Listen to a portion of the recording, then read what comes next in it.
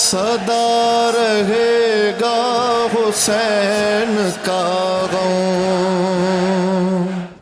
لا حول ولا قوة إلا بالله العلي العظيم.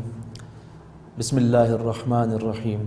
الحمد لله الذي لا يبلغ مدحته القائلون ولا يحصي نعماءه العادون ولا يؤدي حقه المجتهدون، ثم الصلاة والسلام وعلى رسول الثقلين جد الحسن والحسين سيدنا ومولانا وطبيب قلوبنا وشفيع ذنوبنا أبي القاسم المصطفى محمد.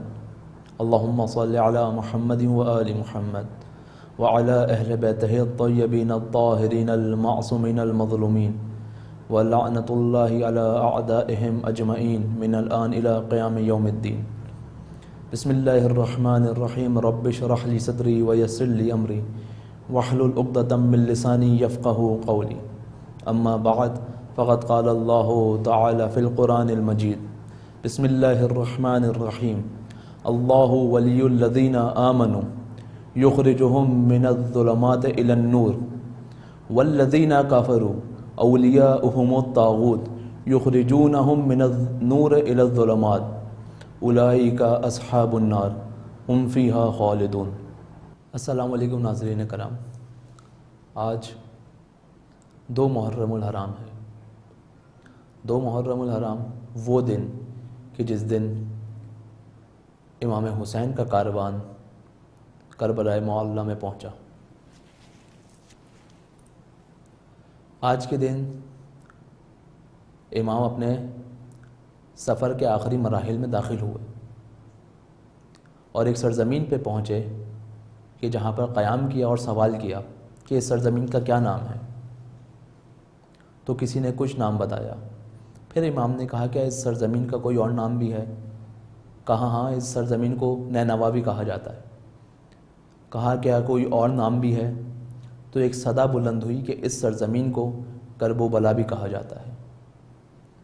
امام علیہ السلام نے خیموں کو ڈالا اور کہا یہی وہ جگہ ہے کہ جس کا مجھ سے وعدہ لیا گیا تھا کہ میں نے اپنے جد پیغمبر اکرم صلی اللہ علیہ وسلم سے سنا ہے کہ یہی وہ مقام ہے کہ جہاں مجھے اور میرے اصحاب کو شہید کیا جائے گا.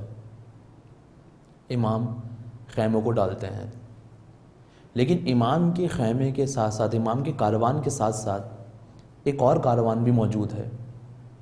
کس کا کاروان ہے؟ حر کا کاروان ہے، جو یزید کی طرف سے حاکم ہے کہ امام حسین علیہ السلام کو روکا جائے. ایک مقام آتا ہے کہ جہاں پر حر اور امام حسین کا کاروان لشکر ساتھ ساتھ چل رہا ہے.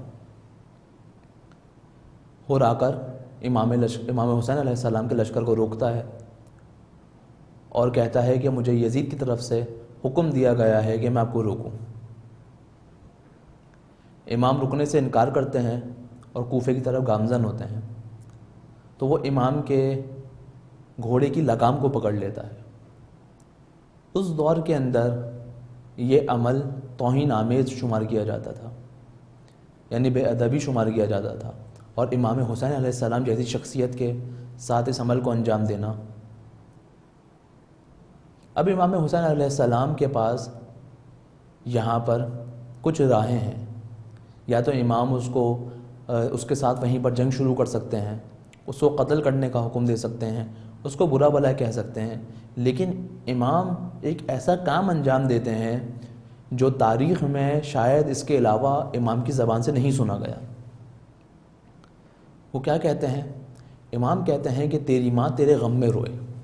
یہ جملہ عرب کے اندر اس دور میں بہت ہی زیادہ سنگین اور کہا جائے کہ بڑا جملہ کہا جاتا تھا کہ کسی کی توہین کے لیے سخت جملہ امام کی طرف سے جو ہے وہ بیان کیا جاتا ہے. اب اس کا رد عمل کیا آ سکتا ہے؟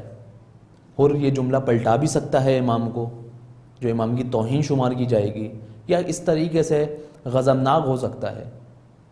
لیکن حر ان میں سے کوئی کام انجام نہیں دیتا، بلکہ اپنے سر کو جھکاتا ہے اور کہتا ہے کہ آپ کی والدہ سیدہ کے بارے میں درود و سلام کے علاوہ کچھ نہیں کہہ سکتا. یہ بزرگ علماء بیان کرتے ہیں کہ جو شخص بھی اپنے نفس کو دبا کر جناب سیدہ کا احترام کرے، ممکن ہی نہیں ہے کہ اس دنیا میں وہ ناکام ہو جائے اگر اپنے نفس کو دبا کر جناب سیدہ کا احترام کرے۔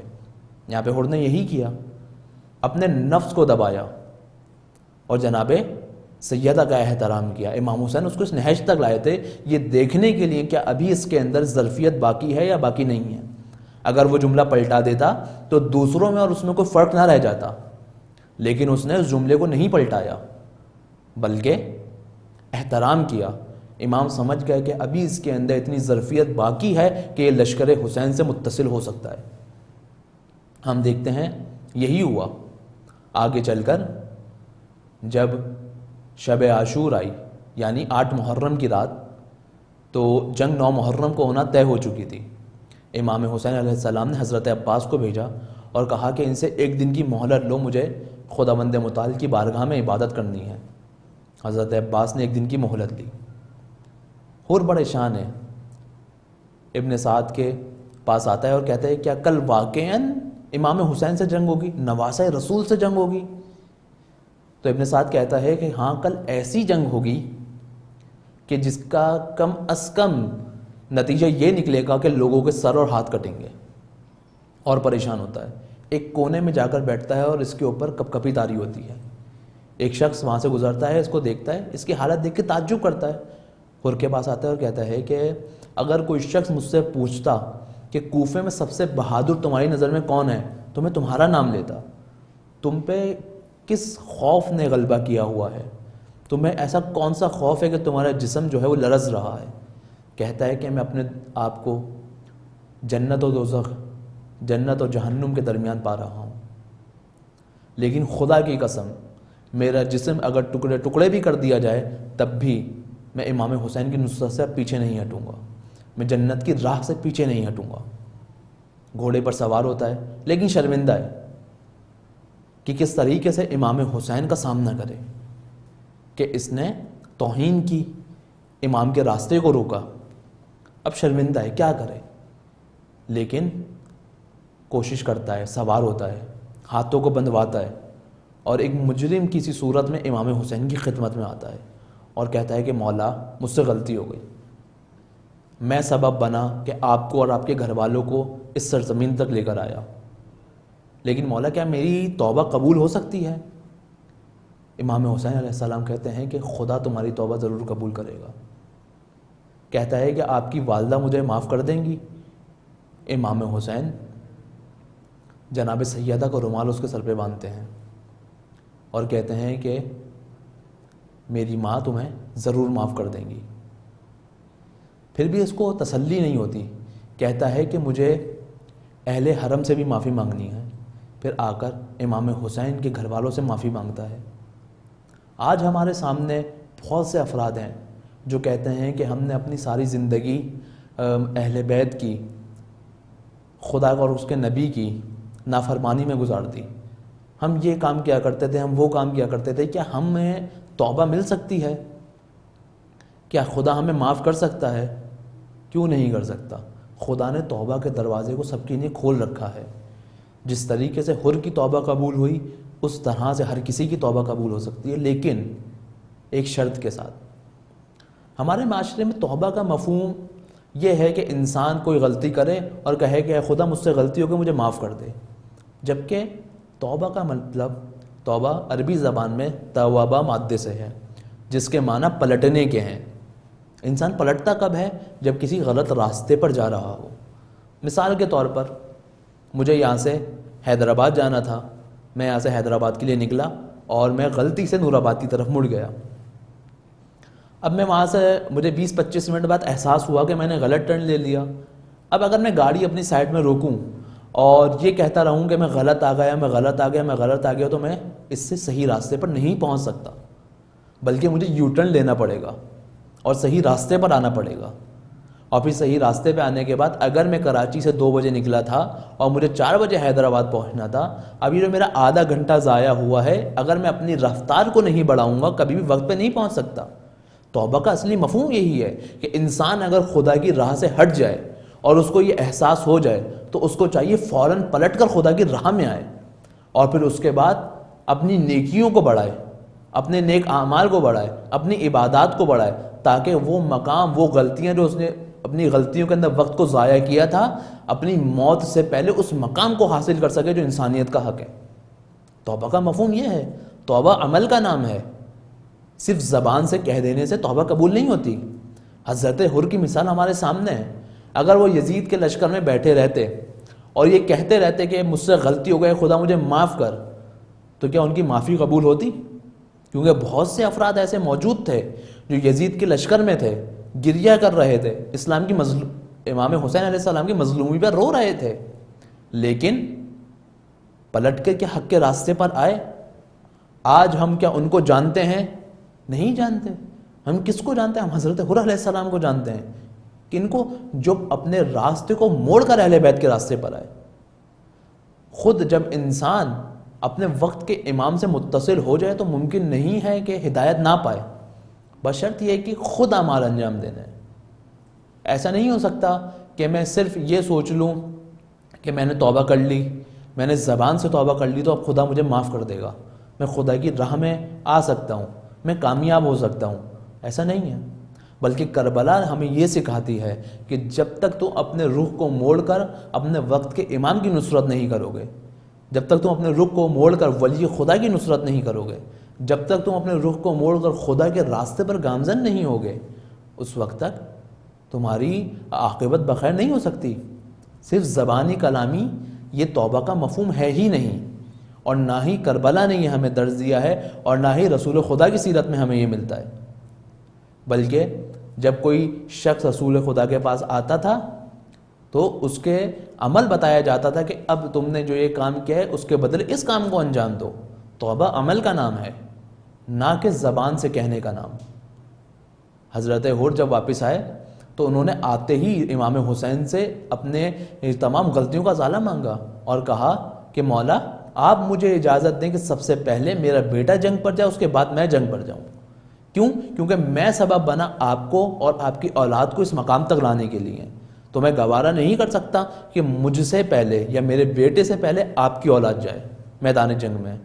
تو ہم دیکھتے ہیں کہ حر کا بیٹا حر بن علی میدان جنگ کی طرف جاتا ہے اور جنگ کرتا ہے، اور جنگ کرتے ہوئے شہید ہوتا ہے۔ تو گرد و غبار ہوا میں اڑتا ہے، حر اپنے بیٹے کو دیکھ نہیں پاتا، تو دوڑتا ہوا آتا ہے میدان جنگ کی طرف، تو کیا دیکھتا ہے کہ امام حسین علیہ السلام پہلے سے وہاں موجود ہیں۔ شرمندہ ہوتا ہے، کہتا ہے مولا میرے بیٹے کے لیے آپ نے زحمت کی۔ مولا کہتے ہیں کہ اے حر، جوان بیٹے کا لاشا ہے، تم یہاں سے پلٹ جاؤ۔ یہ کیا ہے؟ خود امام حر کے بیٹے کے لیے جا کر حر کے ماتھے پر رومال سیدہ کو باندھ کر یہ بتا رہے ہیں کہ اگر کوئی سچے دل سے اہل بیت کے پاس پلٹے تو ممکن نہیں ہے کہ خدا اس کی اصلاح نہ کرے، ممکن نہیں ہے کہ اس کی توبہ قبول نہ ہو۔ ایک دفعہ ایک شخص شراب کی حالت میں، شراب کے نشے کی حالت میں ایک جگہ سے آ رہا ہوتا ہے، سامنے سے امام جعفر صادق علیہ السلام کا گزر ہوتا ہے۔ جب امام کا گزر ہوتا ہے تو وہ شخص دیکھ کر امام کو شرمندہ ہوتا ہے کہ میں شراب کے نشے میں ہوں اور امام جعفر صادق سامنے سے آ رہے ہیں، تو اپنے رخ کو دیوار کی طرف موڑ کر کوئی کام کرنا شروع کر دیتا ہے کہ امام یہاں سے گزر جائیں اور امام کو پتہ نہ چلے کہ میں شراب کی حالت میں ہوں، شراب کے نشے میں ہوں۔ امام اس کے پاس آتے ہیں، اس کے کندھے پر ہاتھ رکھتے ہیں اور کہتے ہیں کہ دیکھو، جس حالت میں بھی ہو کبھی ہم سے منہ مت موڑنا، کیونکہ اگر مریض طبیب سے منہ موڑ لے تو کبھی اس کا علاج ممکن نہیں ہے۔ گویا کہ انسان سے غلطیاں ہوتی ہیں، ٹھیک ہے گناہ گار ہیں، لیکن خدا نے توبہ کے در کو ہمارے لیے کھول رکھا ہے۔ یہی ہمیں آج حضرت حر علیہ السلام کی سیرت سے ملتا ہے، یہی ہمیں کربلا سے ملتا ہے کہ جب ہم اپنے وقت کی امام کی معرفت کو حاصل کر لیں، ہم سے گویا غلطیاں ہوئی ہیں ان کی توبہ کریں اور اپنے وقت کے امام کی نصرت کے لیے آ جائیں، تو خدا کا ولی بھی ہمیں معاف کرے گا، خدا بھی ہمیں معاف کرے گا، اور ہم وقت کے امام کی رقاب میں لڑتے ہوئے شہید شہادت کے مقام پر بھی فائز ہو سکتے ہیں۔ آج 2 محرم حضرت حر علیہ السلام کی سیرت سے ہمیں یہ کچھ سبق ہمیں ملتے ہیں۔ میں نے کہا کہ کربلا مختلف، کل جیسے میں نے بیان کیا تھا، کربلا مختلف ڈائمینشنز کا نام ہے۔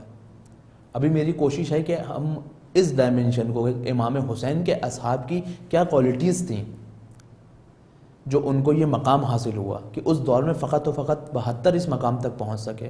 ان میں سے سب سے خاص کوالٹی خود اپنے وقت کے امام کی معرفت کو حاصل کرنا تھا کہ جیسے ہی حضرت حر کو یہ معرفت حاصل ہوئی فوراً ان کی زندگی تبدیل ہو گئی. اب آپ کی خدمت سے میں اجازت چاہوں گا. انشاءاللہ کل 3 محرم آپ کی خدمت میں امام حسین کے ایک اور صحابی اور اس کی ایک خاص خصوصیت کے ساتھ آپ کی خدمت میں حاضر ہوں گا. جب تک کہ نہیں ہے خدا آپ کا حامی ہو، ناصر ہو. خدا حافظ. سدا رہے گا حسین کا غم.